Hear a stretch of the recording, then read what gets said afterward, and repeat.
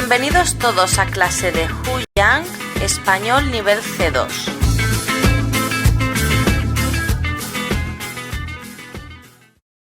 Hola, ¿qué tal? ¿Cómo estamos?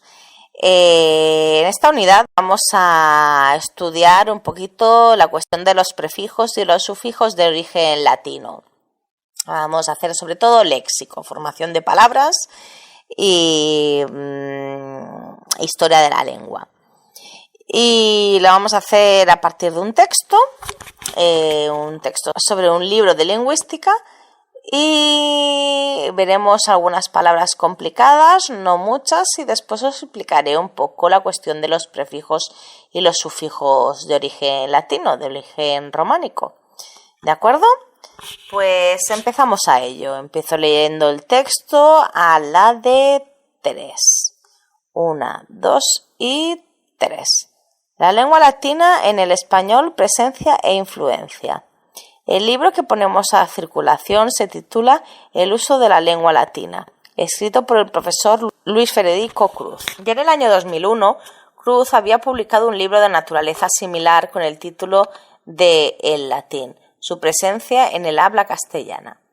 La influencia del latín en el castellano es tan grande que Santiago Segura Munguía, en su diccionario etimológico lutino-español, publicado en 1985, registró 19.439 palabras de idioma español que proceden del latín.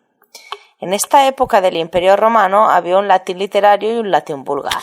Muchas palabras del español proceden del latín vulgar. Muchos adjetivos se derivan de la palabra equivalente en el latín literario. Por ejemplo, aprender procede de apprehendere, que pertenecía al latín vulgar, y no al discere, que pertenecía al latín literario. Por eso al estudiante se le dice discente, en oposición al docente, que es el que enseña, del latín docere. En ontología se habla de la patología y cirugía bucal, mientras que en pedagogía se habla del examen oral. Buca era el nombre de boca en el latín vulgar, y los oris el nombre de boca en el latín literario. Caballus era el nombre de caballo en el latín vulgar, pero el adjetivo ecuestre procede de la palabra equus, que era el nombre de caballo en el latín literario. Caminus era el nombre de camino en el latín vulgar, pero decimos educación vial porque vía era el nombre de camino en latín literario. Casa era el nombre de la casa en latín vulgar, pero domicilio procede de domus, que era el nombre de la casa en el latín literario. Jocus era el nombre de juego en el latín vulgar, pero el adjetivo lúdico procede de ludus, nombre de juego en el latín literario. Para saber por qué al hacer una representación gráfica bidimensional de datos de dos ejes usados se llaman ejes cartesianos, hay que saber que esos ejes fueron originalmente usados por Descartes, y el nombre latino de Descartes era Cartesius. De igual manera, a la astronomía geocéntrica se la designa como astronomía tolemaica, porque fue elaborada por Ptolomeo, y el nombre latino de Ptolomeo era Ptolemus. A Juan Ramón Jiménez se le llama el poeta onubense porque era natural de Huelva, España, y el nombre latino de Huelva era Onuba. Asimismo, hay en Madrid una universidad llamada Complutense. Esa universidad fue llevada a Madrid desde Alcalá de Henares en el siglo XIX, y el nombre latino de esa última era Complutum, y de ahí viene el adjetivo complutense. A los naturales de Oxford se les llama oxonienses, porque Oxonium era el nombre latino de Oxford, y al de los de Manchester, Inglaterra, se les llama mancunienses, porque Mancunium era el nombre latino de Manchester.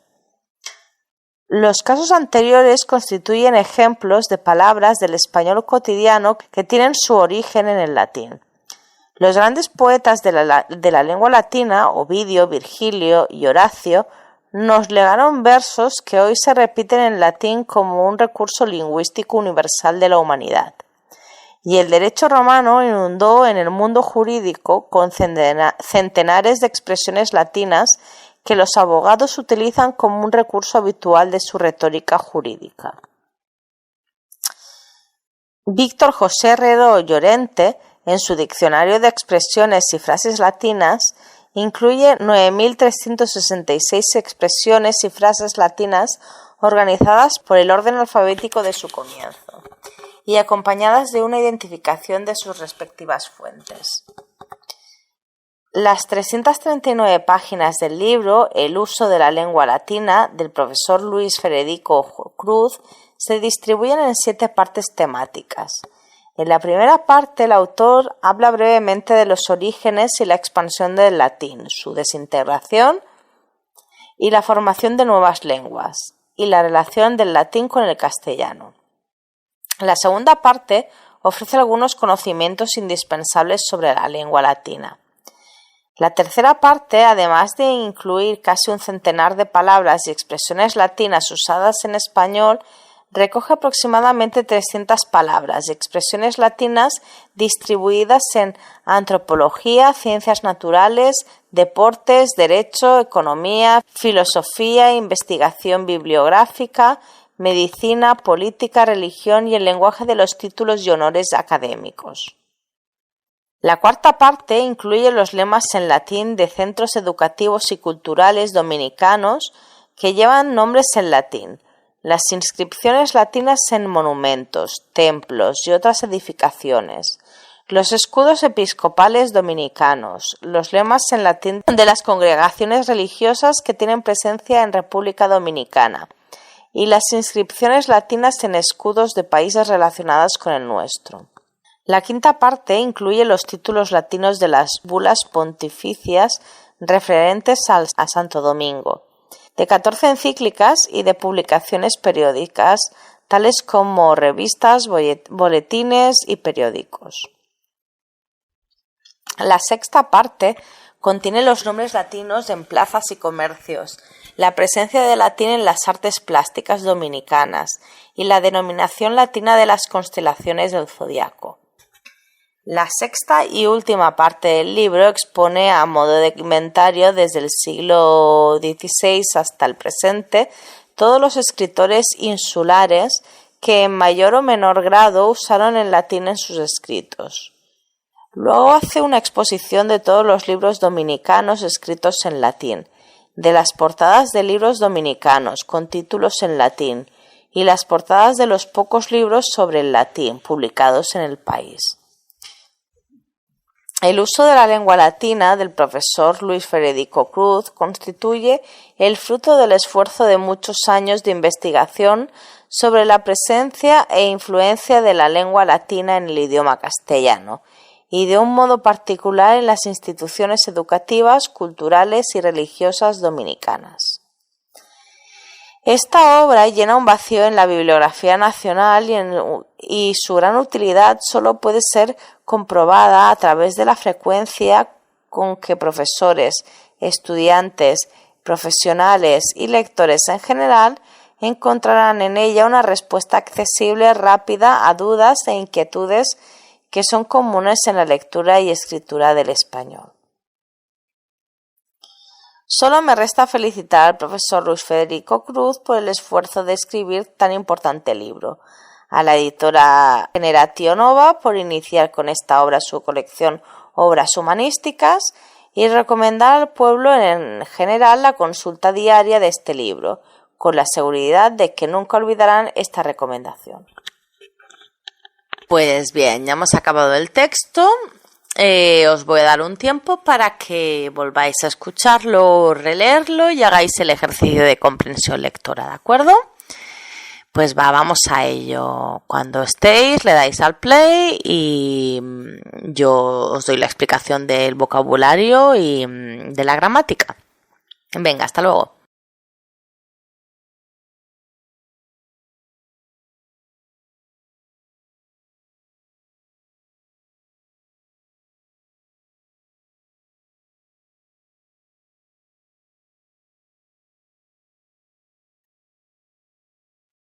¿Qué tal ha ido? ¿Bien?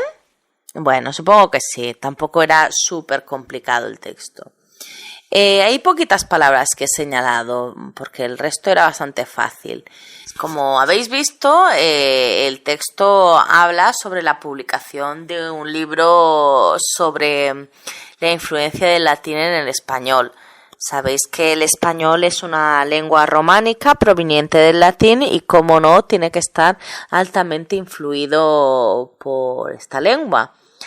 Yo hace tiempo en otra unidad os comenté que había una gran diferencia entre el latín vulgar y el latín literario, y que nosotros en España la pronunciación y muchas de nuestras palabras las habíamos sacado del latín vulgar, dado que la gente que vino a conquistar eran militares que soldados o comerciantes que no hablaban muy bien latín, que utilizaban un lenguaje poco literario, con lo cual nuestro latín se formó a partir de ese latín vulgar de los comerciantes y los militares.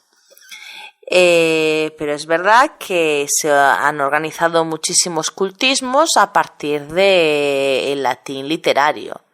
Aquí en el texto ponía varios ejemplos, ¿no? Como el de caballo y equino. Caballo se cogía a partir de la palabra caballus, pero que era del latín vulgar, pero equus, que era del latín literario, formó palabras como equino o equitación, que son más formales. Se llaman cultismos a las palabras que están hechas a partir del latín literario, que no haya pasado todas las derivaciones del paso del tiempo. Pues bueno, esto es lo que sería el texto. Empezamos comentando las palabras que os he señalado. La primera es discente. Discente como sinónimo a estudiante, que indicaba el texto que venía de la palabra discere. Pues bueno, ya lo dice el texto, es estudiante, pero no se dice casi nunca discente. Lo que sí que se dice mucho es docente, como sinónimo de profesor. Odontología es una rama de la medicina, es la que se encarga del cuidado de los dientes. Y se hacen cirugías bucales en odontología, bucal, de boca. Pero oral, los profesores ponen exámenes orales. Podríamos decir que oral y boca es lo mismo, pero provienen de sitios diferentes, del latín vulgar, bucal, y del latín literario, que sería oris, oral. A mí me suena más formal bucal que oral, pero realmente no. Después os he marcado la palabra desintegración. Desintegración es cuando algo se elimina, se rompe, cuando se destruye. Y después os he marcado la palabra insular. Habla de escritores insulares. Insular está relacionado con la isla. Peninsulares de la península, insular de isla. Esto sería insular. Y bueno, ya estaríamos. El resto de palabras será bastante simple. Lo que vamos a hacer un poco es echar un ojo a los sufijos y los prefijos latinos. Tenemos en el anexo una lista bastante grande sobre sufijos y prefijos.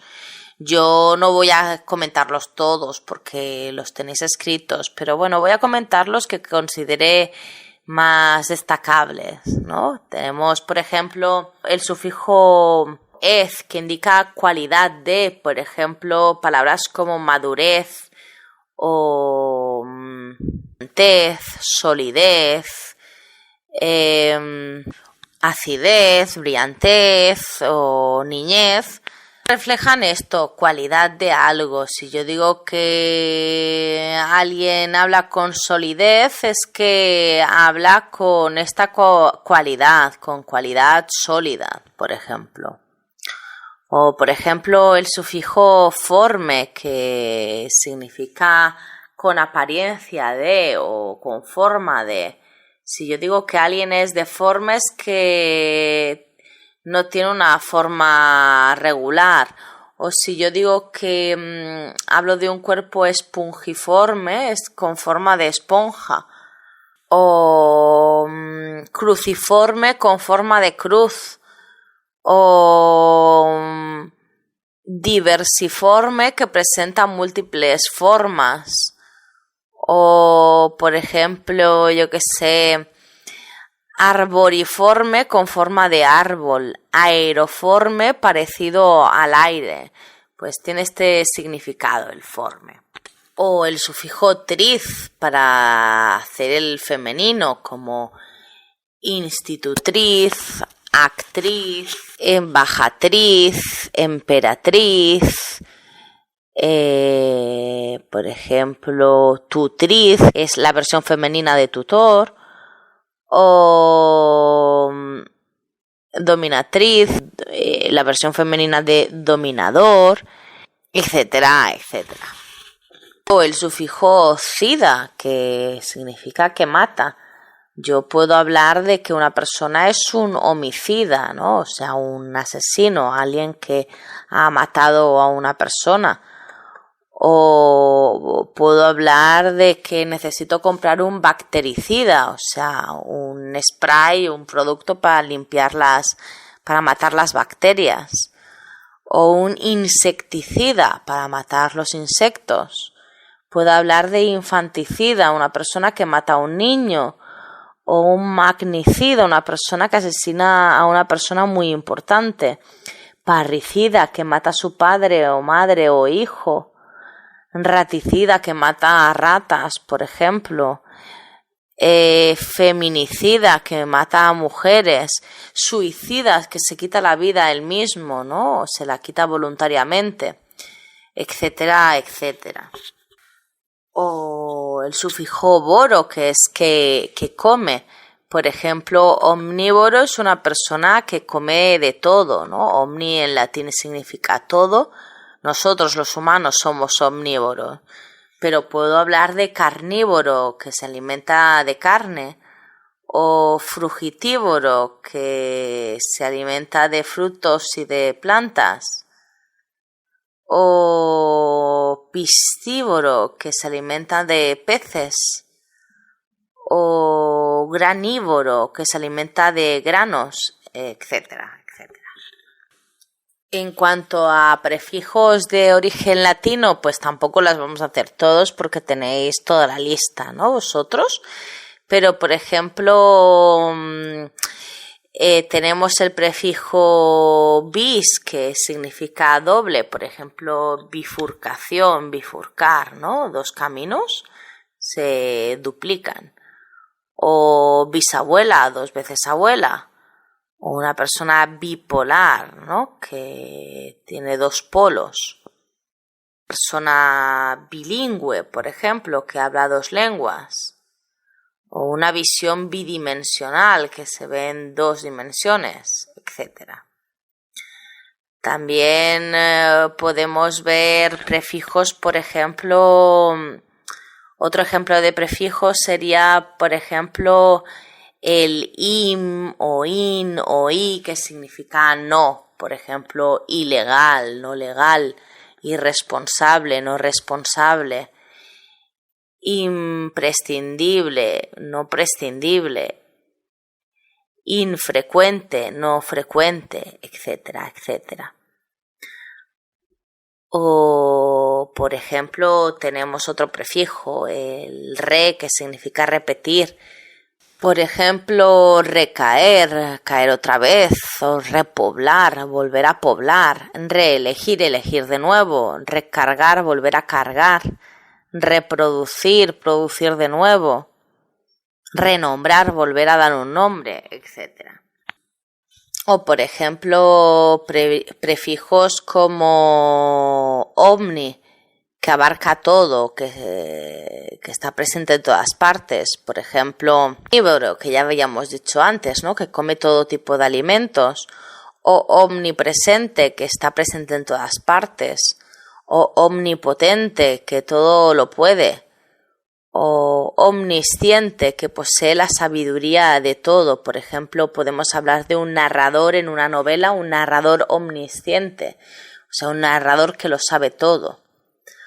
Omnicomprensivo, que lo comprende todo, etcétera, etcétera. Y ya por último, un último ejemplo, como el prefijo infra, que significa por debajo de. Tenemos ejemplos como infrarrojo, o sea, radiación electromagnética por debajo de la del calor rojo.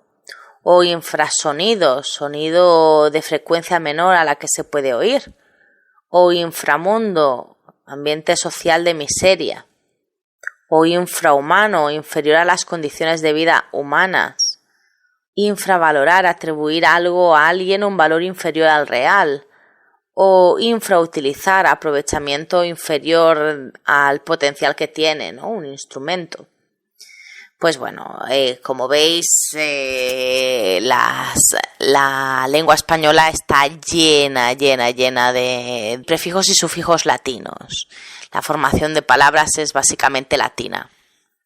Más adelante veremos prefijos y sufijos, pero del origen griego, que también son muy habituales en nuestra lengua. Pues bien, ya está, lo dejamos por hoy. Tenéis unos ejercicios para practicar los prefijos y los sufijos y bueno, y se tratará pues de hacerlos para practicar un poquito lo que os he apuntado. Y nada, un saludo muy fuerte.